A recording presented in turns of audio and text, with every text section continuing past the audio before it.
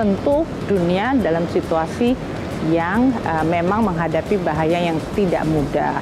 Banyak negara yang memang selama pandemi ini sudah menggunakan semua space kebijakannya. Global ekonomi ini juga sudah merembet ke sektor keuangan. Yang sudah susah-susah kita perkuat sejak krisis keuangan global. Dunia masih memulihkan dirinya dari kondisi ekonomi yang terpukul akibat pandemi COVID-19 yang bahkan sampai sekarang belum selesai.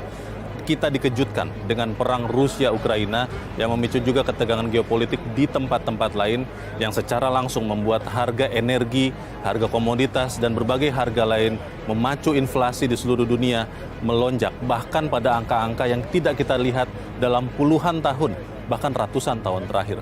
Banyak orang mengatakan bahwa resesi global sudah di depan mata.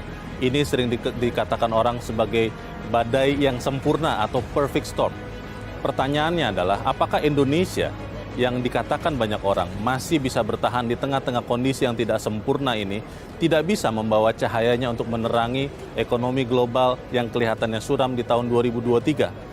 Saya bersama kamera person Adam Alamsyah berada saat ini di Washington DC, Amerika Serikat untuk mencari tahu hal itu bersama dengan Menteri Keuangan Republik Indonesia Sri Mulyani Indrawati dan juga Gubernur Bank Sentral, Gubernur Bank Indonesia Peri Warjio untuk mencari tahu apakah memang Indonesia bisa meredakan badai yang permanen seperti itu.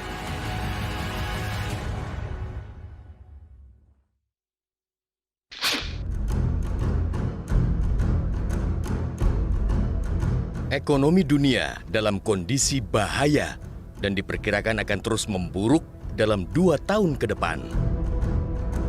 Penyebabnya karena lonjakan inflasi, tekanan suku bunga yang tinggi, perlambatan ekonomi, hingga persoalan rusaknya rantai pasok global akibat perang Rusia-Ukraina yang berkepanjangan. Rusia dan Ukraina merupakan lumbung energi dan pangan dunia. Oleh karena itu, perang antara Rusia dan Ukraina telah mengakibatkan rantai kebutuhan energi dan pangan dunia terhambat, sehingga mendorong lonjakan inflasi di seluruh dunia.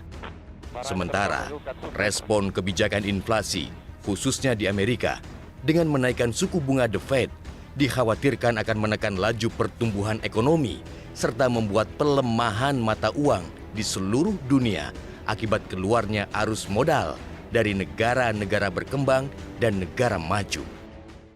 As the global economic situation has become more challenging, and I do not think it is an exaggeration to say that the world is in a state of danger. We are now facing increasing and compounding risk, high inflation, weak growth, energy and food insecurities, climate risk, and geopolitical fragmentation. Rumitnya masalah ekonomi global diharapkan dapat dipecahkan melalui tindak kolektif dari negara-negara besar yang tergabung dalam G20. Hal ini lantaran negara G20 mencakup 85% perekonomian dunia. Kepentingan antar negara, termasuk diantaranya konflik geopolitik, harus mampu dijembatani dalam forum G20 agar ancaman resesi global dapat segera dicegah. It requires collective action from the group that comprise 85% of the world's economy. It needs the group with the most diverse representation to ensure all voices are heard. Indonesia sebagai pemegang presidensi G20 dihadapkan pada permasalahan berat untuk menghadang resesi ekonomi yang mengancam dunia. Namun sanggupkah Indonesia menjembatani berbagai kepentingan negara-negara G20 serta membuat ekonomi dunia recover together, recover stronger?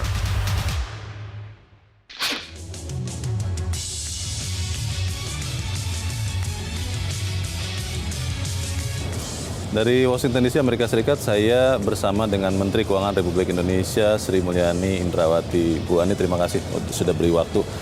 Tidak bermaksud menakut-nakuti, tapi memang ekonomi ini berbahaya. Maksudnya itu sebetulnya seperti apa, Bu? Memang dunia dalam situasi yang cukup pelik saat ini, kompleks dan pelik, menantang ya. Negara maju, mereka selain dihadapkan pada geopolitik, perang ya, mereka juga dihadapkan pada pressure harga yang meloncat tinggi dan mereka harus meresponsnya dengan kebijakan moneter. Dan ini menimbulkan dampak banyak sekali negara-negara yang kemudian menghadapi situasi nilai tukarnya melemah. Ini tadi seperti yang dilakukan oleh beberapa negara emerging yang bicara apakah itu India, apakah itu South Africa, dan negara-negara yang memang oil importing atau energy importing company. Berat buat mereka karena harga yang tinggi nggak mungkin dipass through ke rakyat, sehingga subsidinya naik, APBN mereka juga terbebani. Itu semuanya across the board, banyak negara yang mengalami itu. Dan kalau kita tahu bahwa situasi ini hanya temporer dan sebentar, barangkali kita akan merasa oke, kita harus menjaga diri. Yang kita tangkap adalah tahun 2023, itu kondisinya sangat tidak pasti karena tadi ketidakpastian yang berasal dari geopolitik maupun dari perang. Ini yang menyebabkan kemudian kalau ketidakpastiannya tinggi tapi kemudian disertai dengan volatilitas dan risk, tentu dunia dalam situasi yang memang menghadapi bahaya yang tidak mudah. Nah, kebijakan-kebijakan dari moneter, fiskal harus coba terus di-adjust.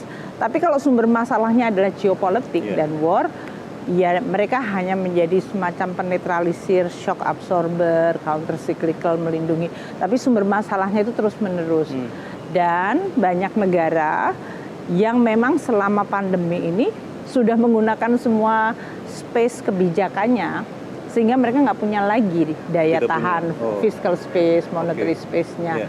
Nah ini yang menyebabkan berarti mereka akan kemungkinan jatuh di dalam kondisi krisis. Kalau dibandingkan Bu, misalnya 2008 subprime mortgage atau 98 krisis Asia, seberapa menakutkan kondisi ini? Bukan mau menakut-nakuti tapi membuat kita bersiap. Mungkin kita lihatnya seperti ini, kalau di 2008-2009 itu kan persoalannya ada di sektor keuangan. Jadi kita tahu neraca sektor keuangan mengalami kondisi yang sangat tidak sustainable. Mereka mengambil risiko terlalu banyak. Sehingga kondisi dari lembaga keuangan itu mengalami kebangkrutan. Ini yang kemudian menimbulkan spillover kepada sektor real dan masyarakat. Namun kita tahu persoalannya adalah neraca keuangan. Jadi kita kalau nyelesain itu, apakah waktu itu di Amerika dilakukan bailout, langsung calm, ya kemudian kita harus memperbaiki dampaknya. Bisa dilokalisir waktu itu Bu ya? Source of problemnya bisa di-contain segera. Tinggal kita berhubungan dengan memperbaikinya dan kemudian mengurangi dampak negatifnya. Kalau sekarang kan source of problemnya nggak bisa dikontrol dan nggak bisa di-contain. Karena source of problemnya adalah geopolitik, military situation atau security problem. Yang kemudian ini adalah purely ya politik sama keamanan. Sehingga kita mau ngotong-atik dari sisi ekonominya, kalau sumber masalahnya terus-menerus tidak selesai, ya ini akan menimbulkan. Maka tadi dalam pertemuan even FMCBG ya, menteri-menteri keuangan mereka atau bahkan di IMF World Bank Annual Meeting, mereka semua mengatakan war harus berhenti, perang harus berhenti. Karena itu kunci ya? Ya iya, sumber masalahnya menjadi di situ. Yang ini menimbulkan semua ketidakpastian dan turunan masalah yang muncul sekarang ini.